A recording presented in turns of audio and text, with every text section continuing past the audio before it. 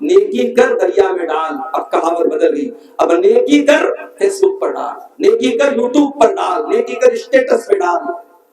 اب تو صاحب خانے کعبہ کا طواف بھی ہو رہا تو وہاں بھی سیلفی لے رہے ہیں.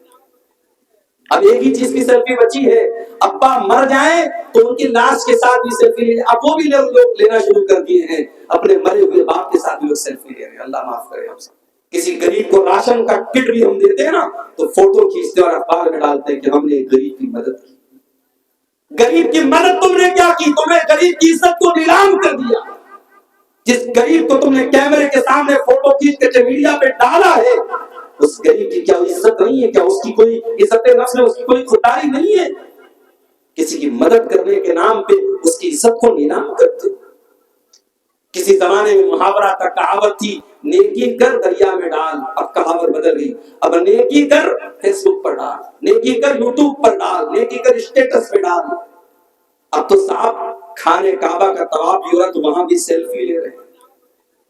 اب ایک ہی چیز کی سیلفی بچی ہے, ابا مر جائیں تو ان کی لاش کے ساتھ بھی سیلفی لے. اب وہ بھی لوگ لینا شروع کر دیے ہیں, اپنے مرے ہوئے باپ کے ساتھ بھی لوگ سیلفی لے رہے ہیں. اللہ معاف کرے ہم سب. نمائش کا دور ہے, شہرت کا دور ہے, ریاکاری کا دور ہے. رمضان کا مہینہ ہمیں یہ سبق بھی سکھاتا ہے میرے ساتھ کہ کچھ عبادتیں ایسی بھی ہونی چاہیے جو ہمارے اور اللہ کے بیچ میں ہونی چاہیے, اور روزہ ایسی ہی ایک عبادت ہے. صبح فجر کے ٹائم آپ نے سحری کھائی, جو بھی آپ نے سحری کھائی, میں نہیں جانتا آپ کے سیمانچل میں کیا کیا کھاتے ہیں. ہو سکتا ہے کچھ لوگ گوشت بھی کھاتے ہو, سبزی بھی کھاتے ہو, روٹی چاول بھی کھاتے ہو.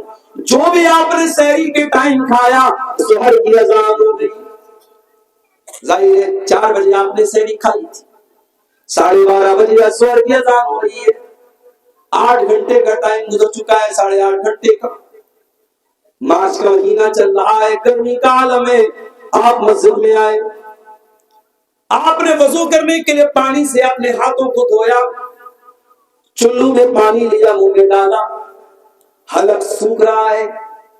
صبح 4 بجے کے بعد آپ نے پانی نہیں پیا ہے, حلق سوکھ رہا ہے اور پانی آپ کے منہ میں جا چکا ہے. اگر آپ اس پانی کے 2-4 قطرے حلق کے نیچے اتار لیں, وہاں تو کوئی کیمرہ نہیں لگا ہے, وہاں تو کوئی کیمرہ نہیں لگا ہے.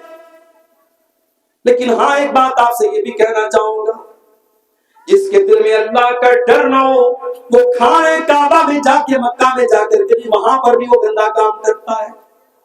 ابھی کل ایک صاحب نے مجھ کو بتایا کہ خانے کعبہ کے پاس جو لوگ طواف کرتے ہیں, اگر دوسرے کا سامان وہ اٹھا لیں گے, ان کو یہ لگے گا لاکھوں کی بھیڑ ہے, کون دیکھنے جاتا ہے, مگر ہزاروں کیمرے حرم میں لگے ہوئے ہیں, ہزاروں کیمرے لگے ہوئے ہیں اور پورا کنٹرول روم موجود ہے, اور ہزاروں وہاں CID کے لوگ اور CBI کے لوگ اور پولیس کے لوگ ان کیمروں پر نظر رکھتے ہیں. اگر آپ نے دوسرے کا سامان اٹھایا تو پولیس فوراً کیمرے سے آپ کو دیکھ لے گی اور آپ سے پوچھ تاچھ ہو سکتی ہے, اور دوسرے کا سامان آپ نے اگر جان بوجھ کر کے لے لیا ہے تو آپ پکڑے جا سکتے ہیں. اس لیے جو لوگ حج کرنے جاتے, عمرہ کرنے جاتے, ان کو یہ سکھایا جاتا ہے کہ حرم میں کوئی بھی سامان, آپ کا اپنا سامان ہے تو الگ بات ہے, کسی کا کوئی سامان چھونے کی کوشش مت کرنا.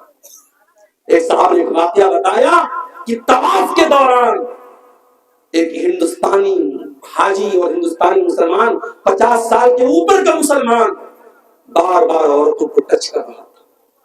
طواف کے دوران وہ گندا انسان بار بار عورتوں کو ٹچ کر رہا تھا, اور کیمرے کی نظر سے جو کنٹرول روم میں پولیس والے موجود تھے وہ بار بار دیکھ رہے تھے کہ یہ انسان 1 بار نہیں 2 بار نہیں 20 بار 20 بار ایسا کیا. پولیس نے اس کو اریسٹ کر لیا. جب جیل میں پہنچا ہے وہ انسان, اس کے جوان بیٹے پہنچے, اس کی بیٹیاں پہنچی, نہیں ہمارا باپ اتنا گندا کام نہیں کر سکتا. پولیس والوں نے کیمرے کی کلپ لا کے سامنے دیکھ لو تمہارے باپ نے کیا کیا ہے. اس کا مطلب یہ ہوا کہ جو ٹھرکی انسان ہوتا ہے, جو گندا انسان ہوتا ہے, جس کے دماغ میں شیطان بھرا ہوتا ہے, وہ مکے میں پہنچ جائے, خانے کعبہ کے پاس پہنچ جائے, وہاں بھی اس کے دماغ کی گندگی ختم نہیں ہوتی ہے. میرے ساتھی, آپ کو خانے کعبہ کے پاس بھی اتنا گندا کام کرنے سے اگر کوئی چیز روک سکتی ہے, اللہ کا ڈر اور اللہ کا تقویٰ ہی ہو سکتا ہے. اور رمضان کا روزہ ہمیں یہی سکھاتا ہے. میرے ساتھی, صبح 4 بجے ہم نے سحری میں پانی پیا ہے, ظہر کے وضو میں پانی کے قطرے منہ کے اندر جا رہے, دو چار قطرے حلق کے نیچے چلے جائیں کون دیکھنے جاتا ہے، مگر بندہ دو چار قطرے بھی اپنے حلق کے نیچے جانے نہیں دیتا ہے۔ کیوں؟ اللہ تعالیٰ کے عام کیا جواب دیں گے؟ ہمارا روزہ برباد ہو جائے گا، ہمارے روزے کا کوئی مطلب نہیں رہ جائے گا۔ اسی لیے اللہ کے نبی فرماتے ہیں کہ اللہ تعالیٰ کہتا ہے الصوم لی وانا اجزی بہ، کہ بندہ روزہ میرے لیے رکھتا ہے اور اس کا بدلہ میں ہی دوں گا۔ یدعو طعامہ وشرابہ وشہوتہ من اجلی، بندہ میرے لیے کھانا چھوڑ دیتا ہے، بندہ میرے لیے پانی چھوڑ دیتا ہے، بندہ میرے لیے شہوت چھوڑ دیتا ہے۔ بیوی موجود ہے، بیوی کے پاس نہیں جاتا، کھانا موجود ہے، کھانا نہیں کھاتا ہے، پانی موجود ہے، پانی نہیں پیتا ہے اللہ کے لیے۔ روزہ ہمیں اخلاص سکھاتا ہے، روزہ ہمیں اللہ کا ڈر سکھاتا ہے۔